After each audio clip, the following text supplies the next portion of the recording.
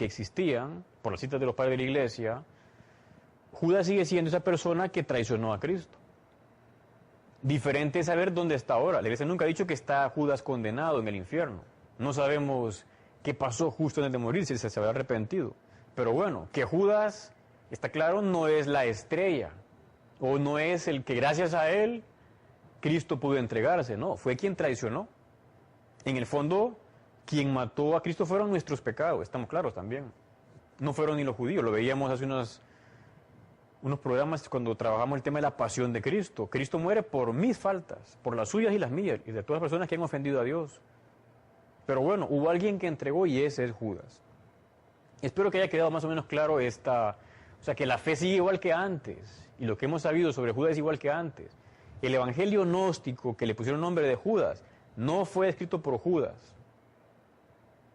Contradice la verdad de la revelación de los primeros siglos, del primer siglo en la historia de la iglesia. Y además la iglesia nunca definió como verdadero ese evangelio de Judas, más bien que decían, es una ficción, se decía ya en el siglo III y en los siguientes siglos ese evangelio que rondaba por ahí. Ahora fijémonos en otros evangelios. Les llaman evangelios, hay también cartas apócrifas o gnósticas o hechos gnósticos apócrifos. Quería antes de llegar a esa parte citar un texto de un cristiano llamado Orígenes, una mente impresionante. Nació en el siglo II y murió en el siglo III. Orígenes fue el director de una gran escuela teológica en la antigüedad. Y llegó Orígenes a decir, la iglesia tiene 4 evangelios, los herejes muchos, muchísimos. O sea, auténticos, revelados por Dios, aceptados por la iglesia. Continúa la revelación, son 4 evangelios, Mateo, Marcos, Lucas y Juan. Todo lo demás que se llama evangelio no son revelados, no son canónicos, no son auténticos. Puede que tengan elementos verdaderos o correctos, algunas partes, pero muchos aumentan o son heréticos. ¿Herético qué es? Cuando se niega una verdad de fe. Sin embargo, los 4 evangelios canónicos del Nuevo Testamento, es decir, Mateo, Marcos, Lucas y Juan, ya aparecen en las listas en el siglo II, reconocidos por la Iglesia, como lo atestigua San Ireneo. Por tanto, estos evangelios son los más antiguos. Fijémonos ahora en el llamado Evangelio de Tomás. Tengo acá una copia de ese evangelio, una fotocopia. Se sabía que existía y se descubrió en el año 1945 en un lugar cerca de Egipto llamado Nag Hammadi. Pues resulta que este evangelio de Tomás aparentemente se escribió en el siglo II, final del siglo II, siglo III. Hacia el año, digamos, 200 y algo, más o menos. Este evangelio de Tomás consta de 114 logia, o palabras, o dichos. Más que un evangelio, o sea, que narra así la historia de la vida de Jesús, son frases, aparentemente de Jesucristo. Pues resulta que de las 114 frases de este evangelio, hay 21 que sí coinciden con los evangelios sinópticos. Sinópticos son los que se ven en una visión conjunta y son muy parecidos, Mateo, Marcos y Lucas. El de San Juan es diferente a esto. Pues este evangelio de Tomás, como he dicho antes, tiene frases correctas de Jesucristo. Por ejemplo, dice el número 3, Jesús dijo a los apóstoles, el reino está dentro de vosotros y fuera de vosotros. Luego dice, por ejemplo, en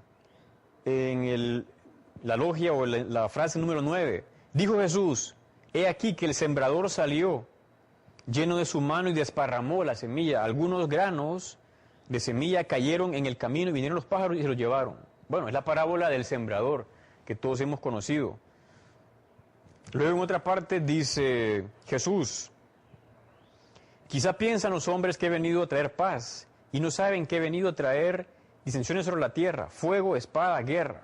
Bueno, va como recordando aquello, el Señor dice, he venido a traer no la paz, sino la guerra, en el sentido de la lucha personal, de mejorar, de cambiar. O sea, vienen cosas, como digo, que sí están en los evangelios, auténticos. Si el dueño de la casa se entera de que va a venir el ladrón, se pondrá a vigilar antes de que llegue. También es otra parábola que Cristo usó. Pero a la vez trae cosas raras o que nos chocan a nosotros. Vea la siguiente, estamos en la logia 22. Jesús les dijo, hay que reducir a la unidad lo masculino y lo femenino, de manera que el macho deje de ser macho y la hembra, hembra. Cuando hagáis ojos de un solo ojo y una mano en lugar de una mano y un pie en lugar de un pie y una imagen en lugar de una imagen, entonces podréis entrar en el reino.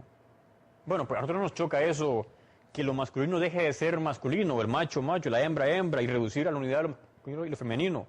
Porque ellos veían en sus ideas gnósticas, tenían una visión deformada de cómo debía darse la unidad para la salvación o entre hombre y mujer.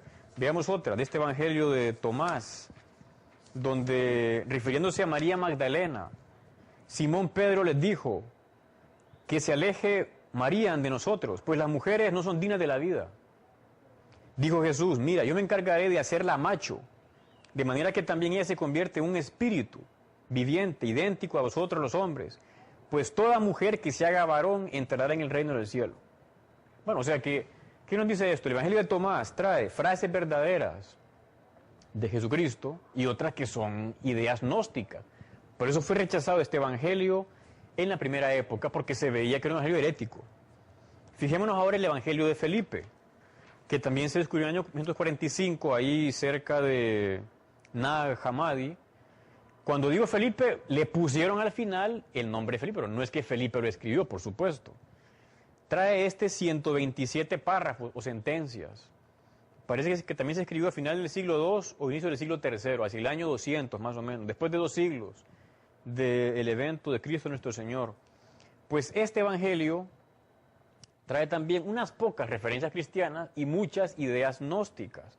Aquí aparece la famosa relación supuesta entre Jesús y María Magdalena, la cual lógicamente es falsa. Se pone a hablar de los besos que se daban los gnósticos para comunicarse la revelación, la gnosis, el conocimiento. Dice Logia 31, el que los perfectos son fecundados por un beso y engendran.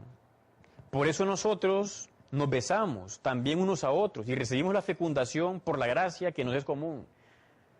Están como hablando de manera figurada de que a través del beso reciben la comunicación, la gnosis, tal.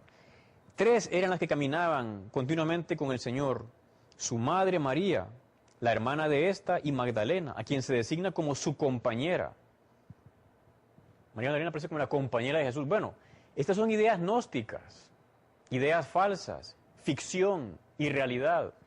Dirá un poco más adelante este texto. Dice, hablando de la Magdalena, la compañera de Cristo es María Magdalena. El Señor amaba a María más que a todos los discípulos y la besó en la boca repetidas veces, en el sentido de comunicar. Pero bueno, son cosas que a nosotros nos chocan. ¿Por qué? Porque son falsas. Cristo sabemos que no estuvo casado. Cristo es Dios. No necesitaba casarse con nadie. Cristo vivió toda su vida célibe, virgen. Y de hecho muchas personas luego se dedicaron así a hacerse célibes, vivir vírgenes por parecerse a Cristo. O sea, Él comenzó esta gran cadena de vivir totalmente entregado al reino de su Padre. María Magdalena es Santa María Magdalena. Por supuesto que no era la compañera de Jesús. Esto lo dice un escrito gnóstico años después de la existencia de Cristo nuestro Señor. Es algo inventado. Ella es Santa María Magdalena. No hizo cosas indebidas con Cristo, que como he dicho antes, es Dios. Bueno, esto daría para muchas cosas. No olvidemos la cita que he dicho antes de Orígenes. Tiene la Iglesia 4 evangelios, los herejes muchos.